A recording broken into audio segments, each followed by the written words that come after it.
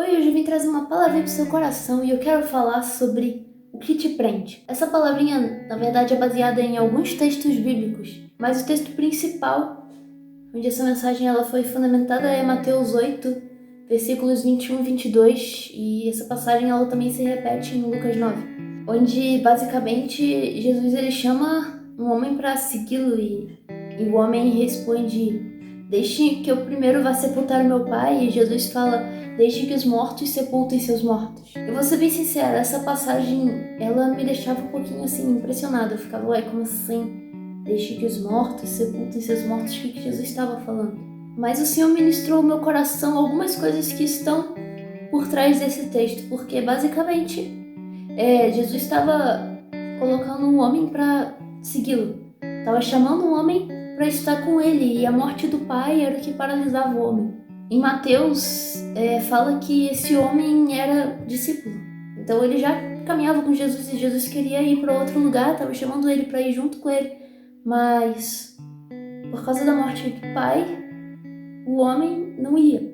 Uma vez eu li um comentário bíblico que falou que esse homem, na verdade, estava inventando uma desculpa, já que pela tradição judaica, o pai já deveria ter sido enterrado, então o homem não estaria ali, o pai já estaria enterrado. Mas eu não quero entrar nesse mérito e eu não vou julgar esse cara, porque se o pai dele realmente morreu, então algo que já morreu, alguém que já morreu, é o que estava impedindo o homem de seguir Jesus. E houve outra morte na Bíblia, que foi a morte de Moisés, e quando Moisés morreu, Deus chegou para Josué e disse: ô Josué, olha só, Moisés morreu. Mas foi no tempo que Moisés estava vivo, que tinha maná caindo do céu. Na verdade, depois que eles conquistaram a terra, o maná cessou. E eles conquistaram no tempo de Josué.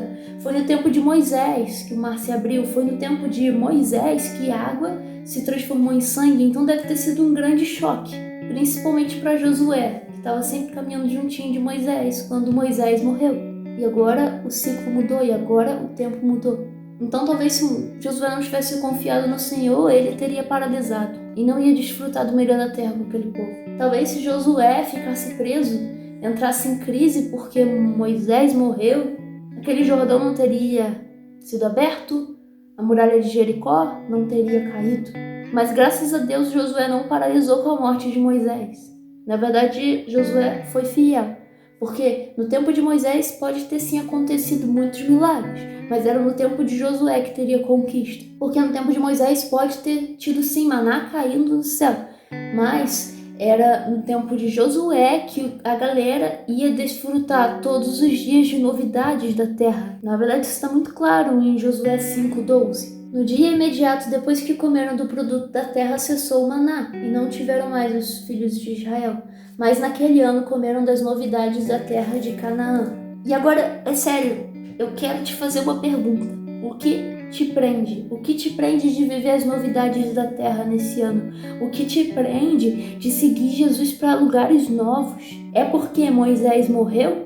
É porque algo no seu passado não foi bem resolvido? Essa é a pergunta que eu quero te fazer nesse vídeo. Isso é o que Deus fala comigo também. Se você parar para pensar ali em Mateus 8, se um homem tivesse levado Jesus até o pai dele que estava morto, Jesus tinha poder para ressuscitar. Ou mesmo que realmente fosse o tempo do cara morrer, Jesus ia sepultar o pai dele junto com ele. Ele não faria isso sozinho. Deixe-me te explicar uma coisa.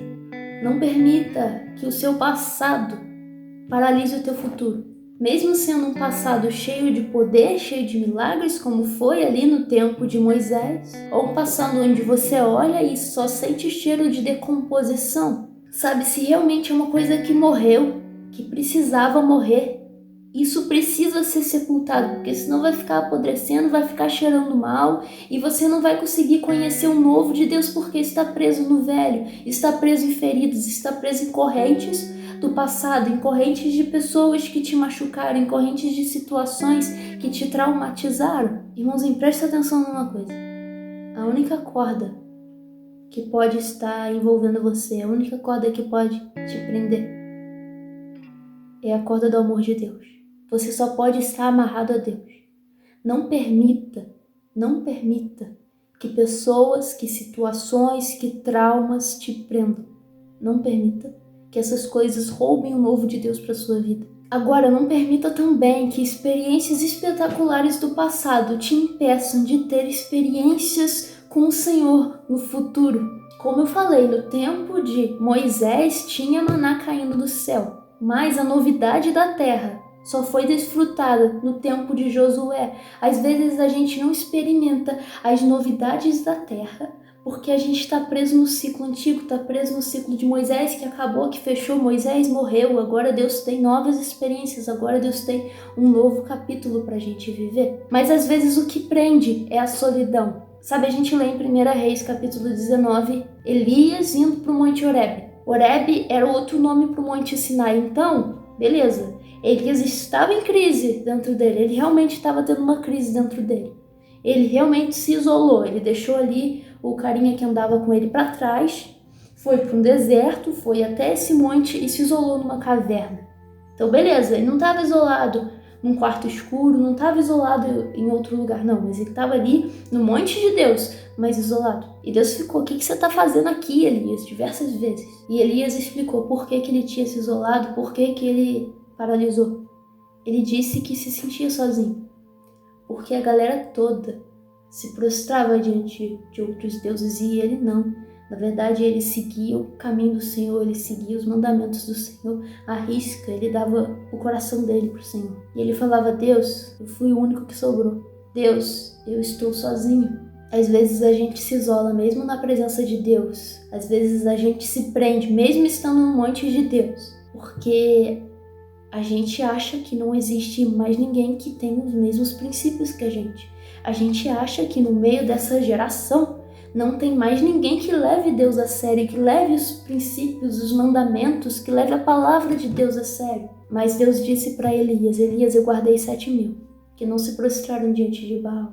Elias, eu ainda quero que você unja Eliseu, eu ainda quero que você unja reis. Elias podia muito bem ter morrido naquela caverna, sozinho, o único profeta, o único cara que levava Deus a sério. Estava no monte de Deus, beleza, mas estava numa caverna, solitário, paralisado. Ele podia muito bem ter ficado ali, ter morrido ali, mas ele não teria ungido Eliseu. E se você olhar a história, Eliseu e Elias, eles se importavam com o outro. Caramba, Eliseu falava com Elias, olha só, a gente está junto e não abre mão disso. Às vezes você não está caminhando com Eliseu. Às vezes você não está ungindo o rei, porque se isolou numa caverna, mesmo estando no monte de Deus, mesmo estando no Horebe, no Monte Sinai. Porque acha que está sozinho, e eu vim aqui para te falar que você não está sozinho. Mas para que você ache Eliseu, você tem que sair da caverna. Para que você unja reis, você tem que sair da caverna. Para que você caminhe onde Jesus está caminhando, você tem que sepultar o que morreu. Para que você viva experiências novas. Você tem que aceitar, sabe? Você tem que aceitar que quando conquistar a terra humana cessa. Você tem que aceitar que não é mais o tempo de Moisés, que agora é tempo de conquista. Moisés foi um tempo de libertação, mas Josué foi um tempo de conquista. Para a gente viver o novo do Senhor, a gente precisa largar o que nos prende. Pensa nessas coisinhas. Um grande beijo e um abraço.